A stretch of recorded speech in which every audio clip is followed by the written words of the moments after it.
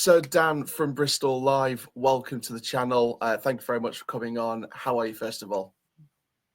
Yeah, I'm good, thanks, mate.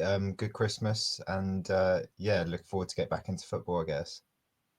Absolutely. So I guess we'll start at the beginning, really. Matt Taylor sacked after dropping the club back into 20th place. I mean, did you feel like it was the right time? Did you think it was going to happen? What was kind of your perspective on the situation when it transpired?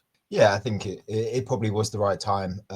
It felt inevitable for quite a few weeks. I think he probably did deserve a bit of time, kind of when there were first calls for him to go, kind of end of September time, and a few rumours going around that he was on the brink. But yeah, he got a bit of extra time, and results just weren't good enough. Performances as well. I think that's probably one of the bigger gripes about how Rovers have been this season. I mean, the last handful of games, they weren't creating anything. They were just not creating anything at all. And looked beat before they'd even stepped out onto the pitch, really, or kicked the ball. So yeah, look, I think the timing was right. But now, yeah, it's a difficult situation for the new man.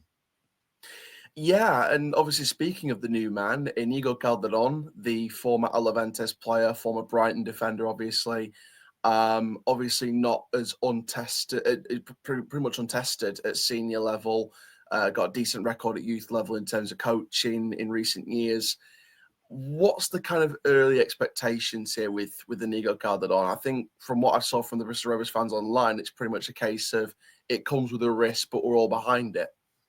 Yeah, I think that's pretty much it, spot on. That I mean, there's no major expectations really, in the sense that no one's expecting him to kind of lead them up into a late playoff push come the end of the season or anything like that. I think it's very much just lead the improvements, make sure that they're kind of away from any dangers of relegation. They're way too close to the relegation zone for comfort.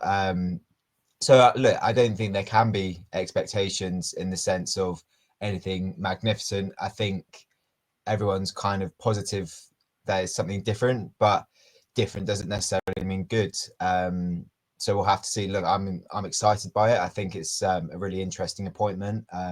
I'm kind of glad that the club didn't go down the kind of general route of names that have kind of been in and out of the league. I just don't think it would have inspired fans. I think that's what they need at the moment, inspiration. So look, youth coach record is, or record as a youth coach, I should say, is very good. Character profile seems very good as well. So the fundamental elements are there. It's just a case of whether he can get this group of players playing good football and essentially climb up the league, because that's the most important thing. Absolutely, and the January transfer window coming up in just a matter of a week. It's under a week until the window opens, and already this is going to be a crucial window, because if we'll look at Iñigo Calderón's style of football and what he likes to do, how he likes to set his team up. There are certain players that can adapt to that style of football. There may be certain players, not naming names, that may not be able to adapt to that style of football and may need to be moved on in January and the summer. So it's a pretty big window coming up for Iñigo Calderón for his first senior spell as a head coach, because the window's got to be spot on, not just January, but obviously in the summer as well, moving forward. Well, it does. I mean, I don't think anyone's thinking about summer just yet, because they've got to make sure that they're still a League One club. Look, I mean, they signed 16 players this summer gone. I don't see them doing too much in January. I think it'll be one of those where they're probably reactive later on in the window. It's a bit like what they were like last January. But yeah, look, it is a big window. I mean, every window is big, right? But obviously, because a new man coming in, I think Rovers have kind of established that the players that they do end up bringing in permanently are more club appointments.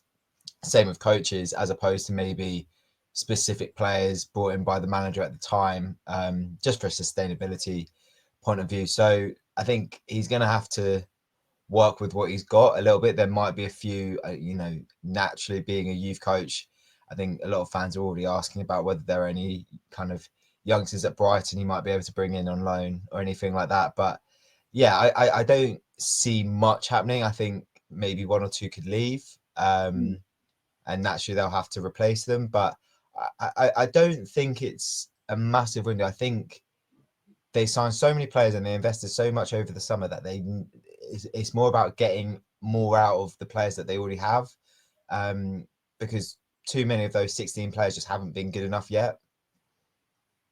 Yeah, 100%. And we obviously spoke about the Brighton connection, obviously, as well. Obviously, he's had that previous experience being the under-18s coach.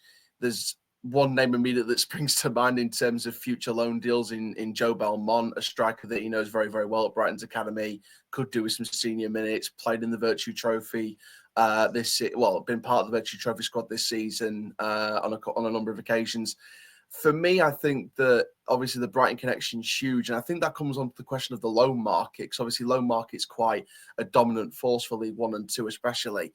Do you think the loan market is going to be crucial as well? Because there's going to be some young players in that under-21 setup at Brighton that, again, need senior minutes. And again, with that connection with the club, it could provide to be a very useful connection, but not just Brighton, but other clubs as well. Yeah, definitely. I mean, it depends on whether they send any loanees back, which I think one or two certainly could end up going back to their parent clubs just because of a lack of game time.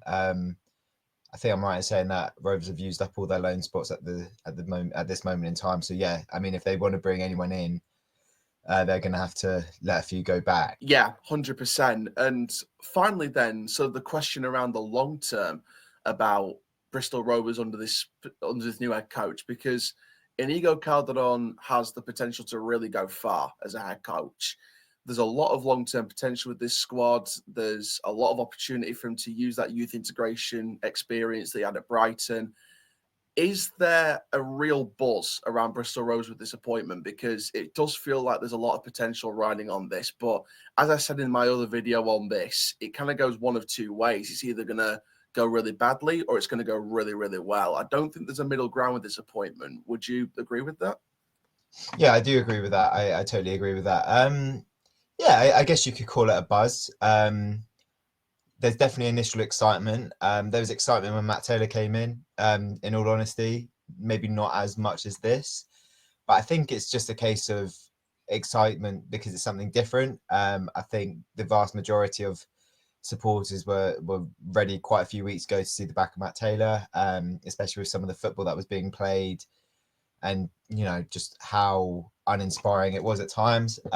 So I think that's probably a big part of it. I think anyone who would have come into the job might have had that sort of bounce, if you like. But yeah, I think there is a bit of a buzz. There's excitement, but as you say, I think it really is either side of the spectrum. It's either going to be a fantastic appointment or a massive dud. And obviously, if it's the latter, based on where Rovers are in the league right now, it could prove detrimental. So yeah, I think you've got to be excited. You've got to give him support. You've got to back him. Got to give him a bit of time. Got to be a bit patient. You know, it could well get a little bit worse in terms of league standing before it gets better. But at the end of the day, he's got a great profile. As a youth coach, he's got great pedigree. So yeah, I think it's a really interesting appointment, an exciting one. It's something different from Rovers. I think he's the first non-UK or Irish manager to ever come in at Rovers. So yeah, look, I'm very excited to see what happens with this one.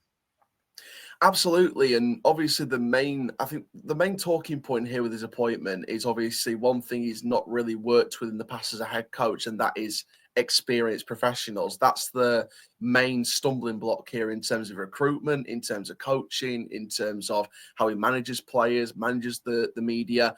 I think that experienced professionals they're a lot older than some of the players he's worked with in the past as a head coach could be potentially the balancing scale that either keeps him in the job long term or ends up getting him sacked. Again, would you agree with that? Do you think experienced professionals could be the deciding factor here and how he works with those experienced pros? Potentially. I mean, Rovers have got a pretty young squad. I think that's probably why he's been brought in all honesty. At times, it's felt as though maybe they needed a bit more experience or a few more experienced players. But yeah, I think obviously it's going to be about how he steps up. Even though there are some young players there, some of them are still kind of 22, 23, 24 and have over 100 senior games under their belt. So yeah, it's going to be interesting how he kind of adapts, how he makes that transition, I guess, because yeah, I think a lot of coaches have found that youth football and senior football are completely different. Yeah, 100 million %. Dan, thank you very, very much for coming on today, and thank you for sharing your thoughts. No, thank you for having me.